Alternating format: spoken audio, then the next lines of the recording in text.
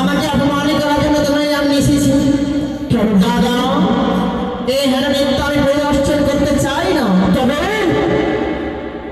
ওষারকে নৃত্য করতে হবে আমার মনে মতো। বলে দাও ভগ্নী।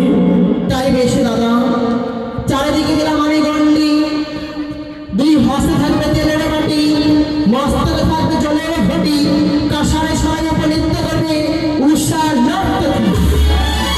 শুনবে তো উষা, এই গন্ডির মাঝে রাজা ছাড়ার উপরে দুই হস্তে জ্বলন্ত মাটি, মস্তকে থাকবে জলের ঘটি। এখনো তুমি তাথই করে নৃত্য করবে অনেক উষা। এ কি বলছো? হ্যাঁ, এইভাবে মৃত্যুকে কোনোদিন করিয়া আসিনি, তাহলে নতুন